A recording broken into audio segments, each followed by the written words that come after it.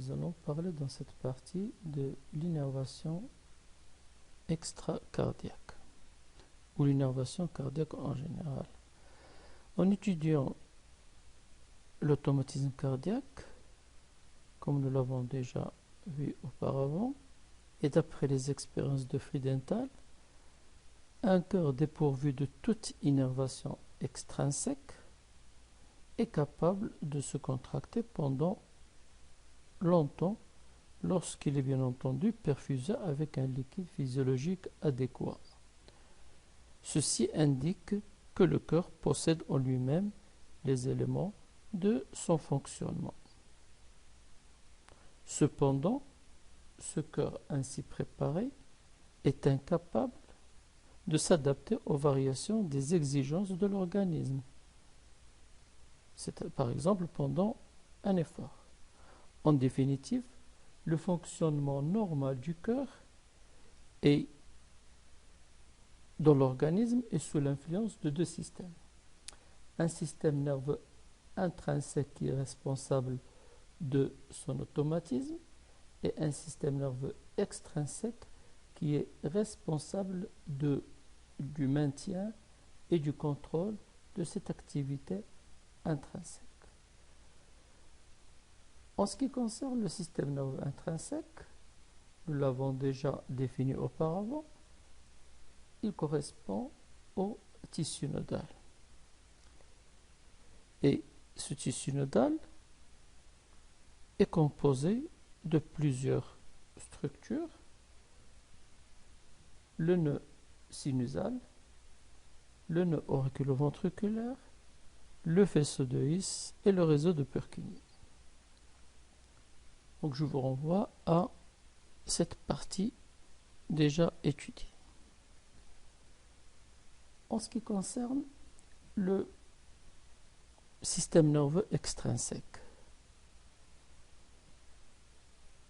ce système nerveux est double. Il est parasympathique et sympathique. C'est un système antagoniste. Les centres cardiovasculaires, médulaires et bulbaires exercent des influences sur le cœur. La stimulation sympathique permet d'augmenter la fréquence cardiaque, c'est ce qu'on appelle l'effet chronotrope positif. Elle augmente la vitesse de conduction auriculoventriculaire, c'est ce qu'on appelle l'effet dromotrope.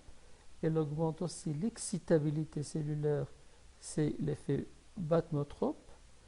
Et enfin, elle augmente la contractilité myocardique, c'est l'effet inotrope. Les influences du système sympathique est liée à la libération d'un neurotransmetteur qu'on appelle la noradrénaline. La stimulation parasympathique engendre principalement un effet chronotrope négatif avec une diminution de la conductibilité. Et donc c'est un effet dromotrope également négatif.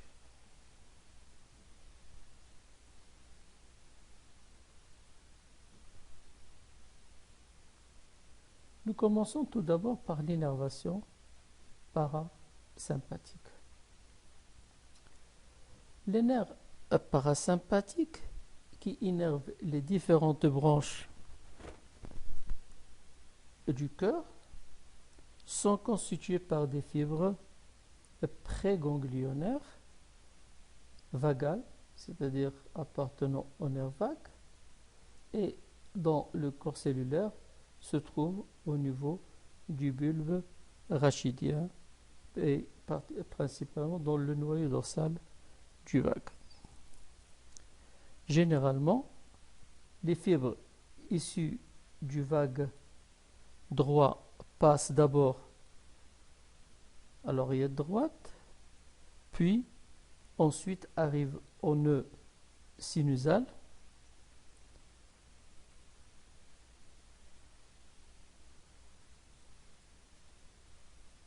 alors que le nœud auriculo-ventriculaire reçoit ces différentes branches par le vague gauche. L'effet prédominant de la stimulation du nerf vague droit serait donc un effet sur la fréquence cardiaque, comme nous l'avons dit tout à l'heure, un effet chronotrope négatif. Alors que le vague gauche, il aurait un effet sur cette conductibilité auriculo-ventriculaire, c'est ce qu'on avait appelé l'effet dromotrope négatif. Par contre, l'innervation de la paroi ventriculaire parasympathique est pratiquement très réduite ou inexistante. Les fibres sympathiques préganglionnaires sont issues de la zone intermédio-latérale de la moelle thoracique. Ces fibres font synapse avec des neurones post-ganglionnaires au niveau des ganglions sympathiques et en particulier le ganglion stellaire. Et ces fibres atteignent par plusieurs branches et de façon uniforme les différentes parties du cœur et libèrent à leur extrémité la noradrénaline. L'influence sympathique sur le cœur pourrait également s'exercer par la libération de l'adrénaline dans la circulation par la médullo-surrénale. Alors le cœur, comme nous l'avons vu, est un organe automatique influencé par ces deux innervations antagonistes, modératrices et accélératrices, et qui vont réguler à chaque instant son rythme pour l'adapter aux besoins de l'organisme. L'influence de cette innervation présente un caractère tonique sur la musculature cardiaque. Et tonique, c'est un phénomène qui est permanent. C'est contraire de phasique. Donc le cœur est soumis de façon continue à un tonus qui va permettre de moduler et réduire sa fréquence par rapport à celle imposée par le nœud sinusal. Tout d'abord, nous allons parler du tonus cardiomodérateur. Alors, le tonus cardiomodérateur est un tonus qui va être exercé par le nerf vague. Comme nous l'avons déjà vu, c'est le nœud sinusal qui impose son rythme au reste du cœur. Mais dans les conditions normales, le cœur étant en place, sa fréquence est alors de 70 à 80 battements par minute. Donc, ceci indique que le cœur est sous l'influence d'un frein permanent ou un tonus permanent, et ce frein, c'est ce qu'on appelle le frein vagal. Alors, comment on peut définir l'existence de ce frein? Il suffit de faire une petite expérience, par exemple chez le chien. On prend un chien chez lequel on va... donc le chien a une fréquence aux alentours de 90 battements par minute. Chez ce chien, soit on va couper les deux nerfs vagues, ce qu'on appelle la bivagotomie, ou bien on va injecter l'atropine, donc qui va nous donner une réaction réversible. L'atropine est un antagoniste de l'acétylcholine au niveau des récepteurs muscariniques.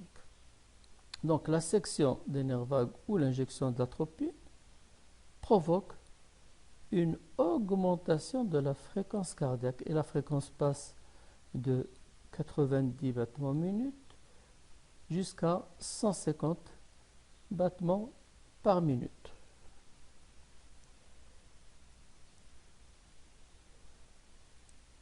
Et donc, on a une accélération cardiaque. Et cette différence entre la fréquence normale et la fréquence sinusale correspond à la variation exercée par le tonus cardio-modérateur. Donc on a une levée du frein vagal. Et par conséquent, on peut conclure que le cœur est soumis en permanence à un tonus cardio-modérateur qui freine de façon constante et régulière sa fréquence. Le cœur est également soumis à l'influence d'un tonus cardio-accélérateur. Cependant, ce tonus cardio-accélérateur est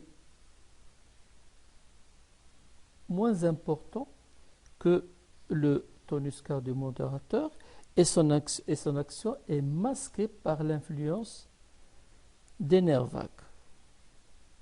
Pour le mettre en évidence, il faut d'abord supprimer l'action des nerfs vagues, c'est-à-dire supprimer l'action modératrice pour apprécier l'importance du tonus cardio-accélérateur. Donc, toujours c'est chez le même animal ici. Après la bivagotomie,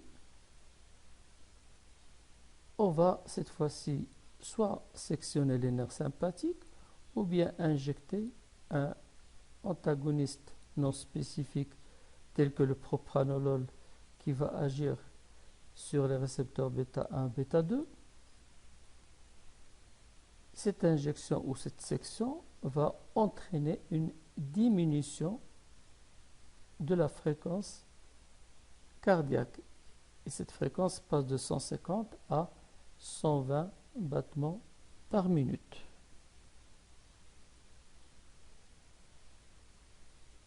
Cette fréquence de 120 battements par minute correspond alors à la fréquence imposée par le nœud sinusal. Puisque maintenant, le cœur est dépourvu de toute influence régulatrice du système nerveux, que ce soit parasympathique ou sympathique. Et cette variation entre la fréquence sinusale et la fréquence atteinte après la bivagotomie correspond à la variation du tonus cardio-accélérateur. Comme on le remarque aussi ici, il est beaucoup plus faible que le tonus exercé par les nerfs vagues, donc le tonus cardio-modérateur. Alors, quelle est l'origine de ces deux tonus? Comme on vient de le voir, le tonus cardio-modérateur ou accélérateur ne sont que des messages et les nerfs vagues et les nerfs sympathiques ne sont que des voies de transmission de ces messages. Alors le plus important, c'est de mettre en évidence les facteurs qui influencent les centres cardio-accélérateurs ou cardio-modérateurs pour donner naissance à un influx modérateur ou accélérateur.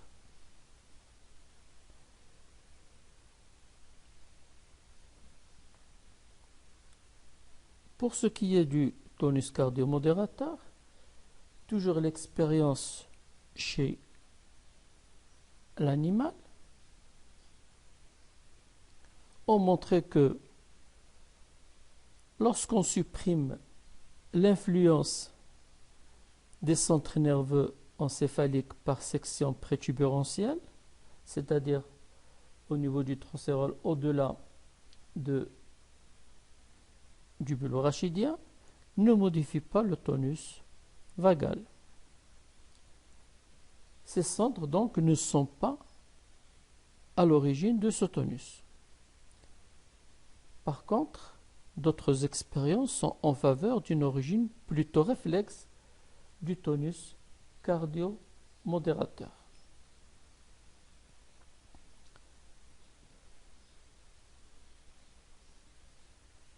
Et c'est grâce aux expériences de Ludwigson et de Hering que 4 nerfs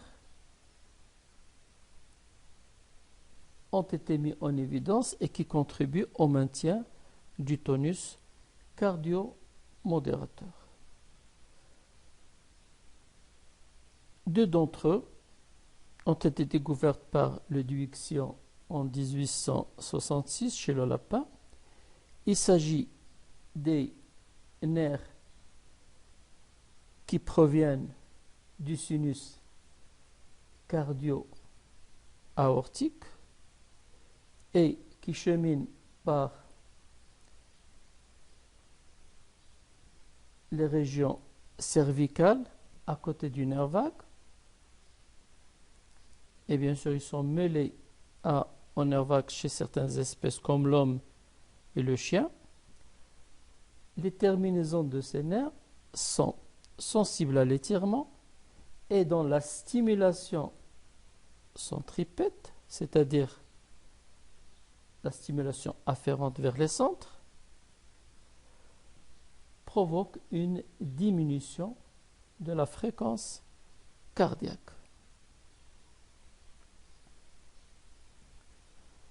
Ce n'est qu'en 1923 que 2 autres nerfs ont été mis en évidence par Hering. Ces nerfs proviennent du sinus carotidien.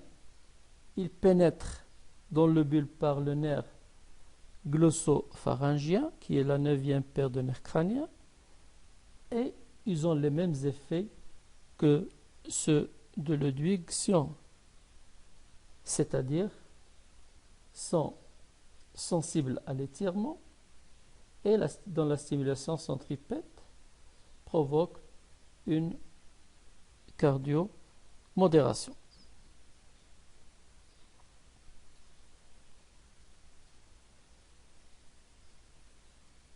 La section de ces 4 nerfs, c'est-à-dire alors lorsqu'on parle de 4 nerfs, c'est-à-dire ce sont 2 paires, chaque nerf a une partie droite et une partie gauche, une branche droite et une branche gauche, et donc ça constitue 2 paires. La section de ces 2 paires, en même temps, provoque alors une accélération cardiaque, comme si l'on a coupé les nerfs vagues. Ces nerfs donc entretiennent le tonus cardio-modérateur.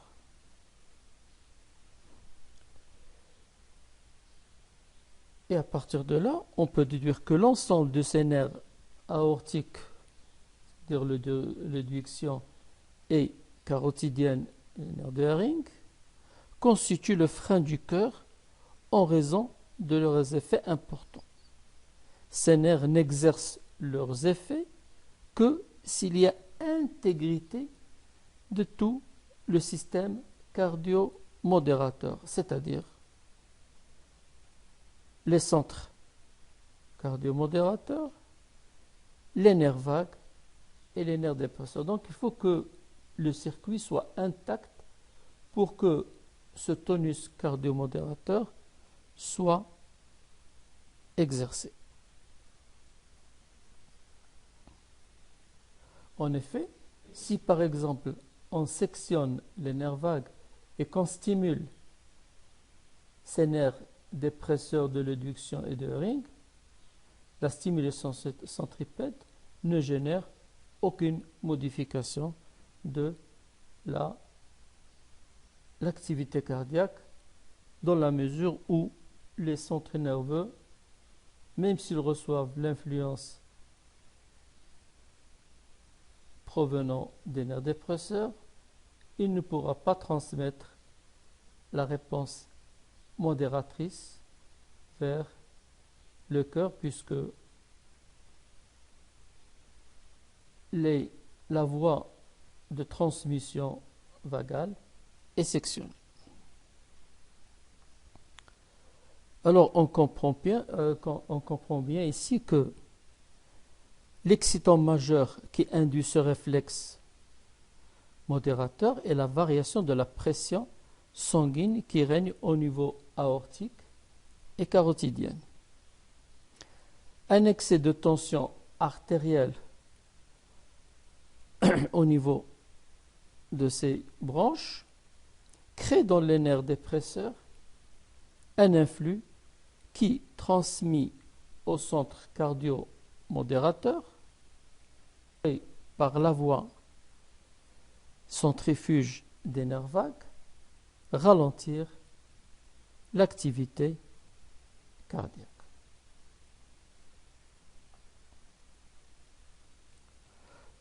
Pour ce qui est du tonus cardio-accélérateur, les origines de ce tonus sont moins bien connues du fait que ces réflexes sont dominés par leurs antagonistes inhibiteurs. Pour étudier les réflexes cardio-accélérateurs, il faut d'abord éliminer la composante vagale, mais malgré cela, il est très difficile d'obtenir une accélération cardiaque par une simple sollicitation de ces nerfs dépresseurs.